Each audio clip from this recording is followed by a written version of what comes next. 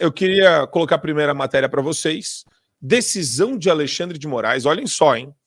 É afronta aos advogados, segundo ele, Antônio Cláudio Mariz de Oliveira, criminalista, um decano da advocacia, se insurge contra a proibição de que defensores de investigados por golpe de Estado se comuniquem entre si. Inclusive, a OAB acionou o Supremo para reverter essa decisão. Eu não sei se vocês lembram do Antônio Cláudio Mariz de Oliveira, tá? Ele é um cara que é um advogado muito respeitado, já foi muito criticado por declarações polêmicas, na época lá da Lava Jato, falou, pô, ele cometeu um crime, mas punir também? Para que punir tanto assim? Lembra dessa declaração? O Augusto Nunes, todo mundo caiu de pau matando em cima dele, e ele critica a decisão do Alexandre de Moraes, falando que é uma afronta aos advogados. Nem na época da ditadura militar isso ocorreu, abrindo aspas para ele. Éramos proibidos de falar com os nossos clientes, mas podíamos conversar entre nós. Antônio Cláudio Mariz de Oliveira falando. Vejam só vocês. E a OAB, que não é, o Conselho Federal da OAB, não é uma entidade de direita nem de conservadores. Pelo contrário, dos 90 conselheiros, mais de 80 são, assim, esquerda, petista, marxista raiz. Eles se insurgiram contra a medida, pois ela violaria a prerrogativa dos advogados e prejudicaria a defesa dos investigados. Outro elemento básico da advocacia criminal e do direito penal e processual penal, meu querido Cogos, não é nem... Eu não estou nem indo na nulidade plena ali da instauração de um inquérito de ofício, tá? Que isso por si só já é nulo, já é uma violação. Mas a vítima não pode ser o julgador, e é isso que o Bolsonaro fala. Só que você não escuta nem a OAB, nem o Mariz falando sobre isso também. Pois é, Marco Antônio, aqui nós temos vários casos de violações dos princípios do direito processual na tradição ocidental. São princípios que deveriam ser preservados, que deveriam ser observados, e quando não são observados, nós temos uma grande perda das liberdades, e o povo fica à mercê da discricionariedade dos seus algozes tirânicos. Então, por exemplo, nesse caso aqui, a violação do princípio do juiz natural. Se o juiz também se vê como vítima, ele não tem a imparcialidade necessária para julgar. Outra coisa, esses inquéritos abertos ali, à revelia até da Constituição, eles têm uma duração irrazoável. E a duração razoável dos inquéritos também é um princípio do direito processual. Proibir os advogados de conversarem entre si, uma coisa extremamente ditatorial. Viola o princípio da ampla defesa. Nós não podemos violar o direito de ampla defesa de qualquer uma das partes.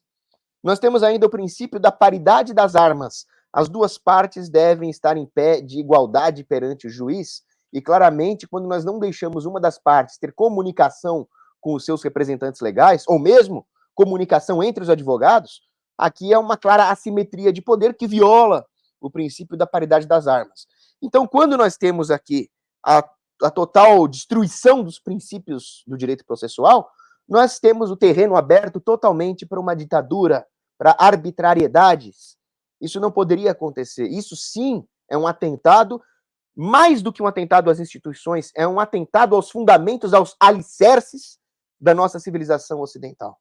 Então, vejam que a imprensa sensacionalista, a imprensa comunista aí, tratam tudo o que está acontecendo de heróis da democracia, quando, na verdade, eles estão aqui implantando um regime tirânico.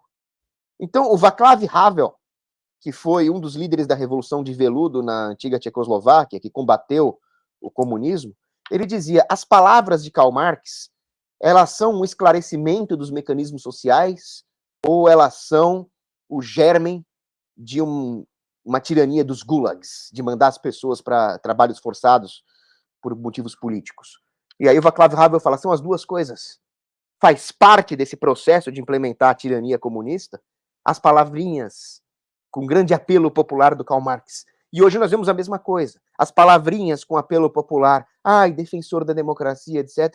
E estamos caminhando para os gulags. Já temos gulags com presos políticos lá do 8 de janeiro. tendo seus direitos humanos violados. E essas corporações, como a grande imprensa, que nada fazem para mudar esse quadro e ainda o corroboram, mostram o grande dano causado na civilização quando nós abandonamos o tradicionalismo e caímos no liberalismo materialista. As pessoas esqueceram que elas têm um dever para com Deus, elas têm um dever cívico, elas têm um dever para com o próximo, e acham que tudo se resume a preservar o próprio rabo. E no final vai acontecer o que Churchill falava. Não que eu goste do Churchill, mas ele disse muito bem. São pessoas que alimentam crocodilos com a esperança de ser o último a ser comido. E acho importante aqui... O que foi, Adrilles? Você falou alguma coisa? Eu adoro o Churchill. Quem são os heróis do... Eu queria saber quem são os heróis de Paulo Cogos, mas vamos lá. Não, mas esse é um debate paralelo, Adrilles. Godefroy de Bouillon. Pesquisem. Godefroy de Bouillon. Ó, esse a gente, na linha que o Cogos falou, Adrilles, a gente tem aqui duas matérias que eu vou jogar para a gente fazer aqui uma rápida análise, mas PF diz que dados da investigação comprovam que Bolsonaro analisou e alterou o decreto de minuta golpista. Saiu no Globo. Olha só, hein? Aquele decreto que não foi publicado, aquilo que não aconteceu, mas que poderia acontecer, né? A trama, né? Sem falar que, enfim, eu sempre falo que o golpe foi dado pelo Supremo muito antes. Mas eles usam isso como viés de confirmação. E uma outra matéria agora do Estadão. Cara, a quantidade de vazamento que está acontecendo é uma coisa inacreditável, né? Isso tinha que ser investigado. A matéria deveria ser: vazamentos seletivos acontecem sistematicamente de relatórios da Polícia Federal. Bolsonaro transferiu R$800 mil aos Estados Unidos, onde aguardaria tentativa de golpe e mostra investigação. Cara, não tem nenhum elemento, Adrilles, de conexão entre isso.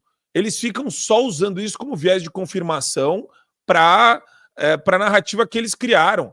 Então, se o Bolsonaro fizesse qualquer coisa, eles iam falar, para se preparar para o golpe do exterior, que ele estava, né, transferindo recursos, e ainda colocam entre vírgulas, lícitos recursos. Lícitos e ilícitos, Adrilles Jorge. É um relatório da Polícia Federal nojento, é um negócio absurdo que a gente está vendo aqui. E um joguinho de leve trás, né? O Alexandre de Moraes estaria cumprindo as ordens da Polícia Federal, que exatamente achou que o Bolsonaro estabeleceu, olha só, para estabelecer uma ditadura que seria gerida por ele, Bolsonaro. Ele ia colocar dinheiro dele no exterior. Ou seja, qual que é a lógica? Agora, ele teria a intenção subjetiva de redigir, aliás, de editar uma minuta limitando as prisões que seriam do Gilmar Mendes, do Pacheco, a simplesmente prender apenas o Alexandre de Moraes para uma possível, provável declaração de estado de sítio que daria ensejo a um golpe. E se não desse ensejo a um golpe, então aquelas pessoas que foram do 8 de janeiro estariam incitadas pelo discurso subliminar de subversão à democracia. Ou seja, agora eles resolveram criminalizar a intenção inconsciente e a leitura da inconsciência de Bolsonaro por aquelas pessoas. Ou seja, é uma soma de nada e coisa alguma.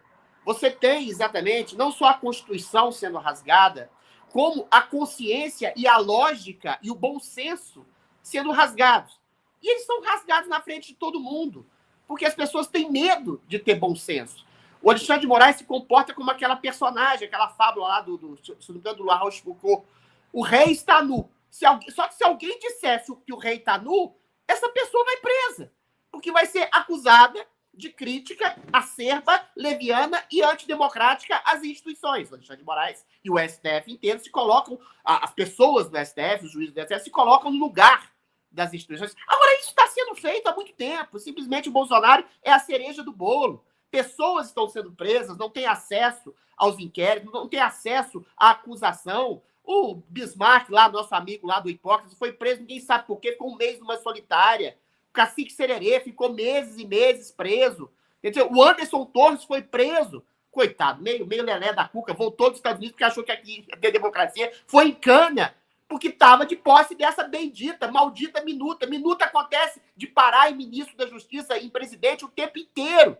Quem é que prova que o Bolsonaro editou? Quem é que prova que o Bolsonaro... E se editou? E daí se ele tivesse editado? E se ele tivesse a intenção subjetiva de talvez, numa possibilidade de insurreição civil, sei lá, em relação ao que ele acha, ao que alguma pessoa acha que foram os desmandos e a parcialidade do TSE, estabelecer uma minuta que possivelmente poderia... Isso não é crime, cara!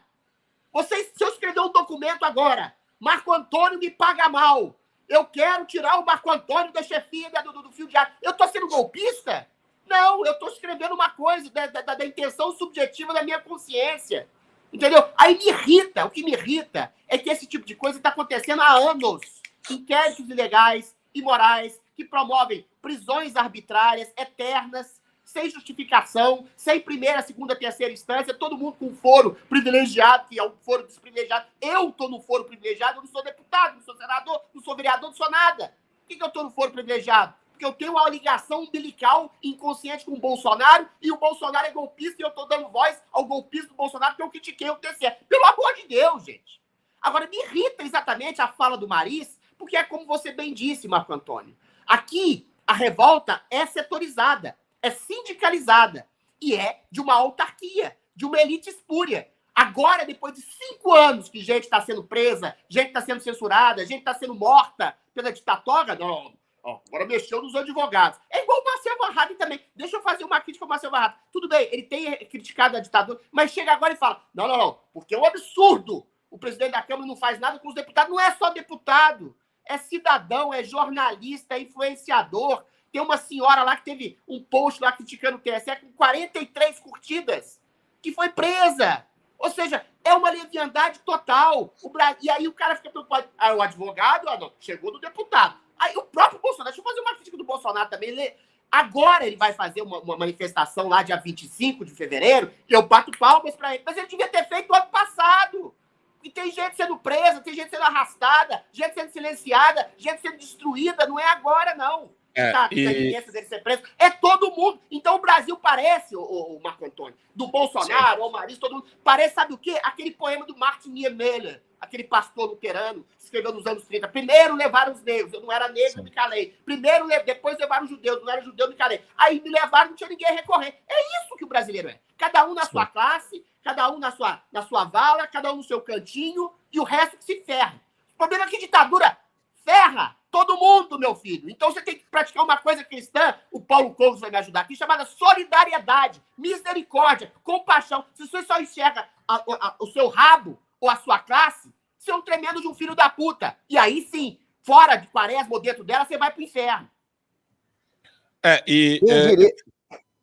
Quem diria que eu ia concordar em algum tema teológico com o Adriles, hein?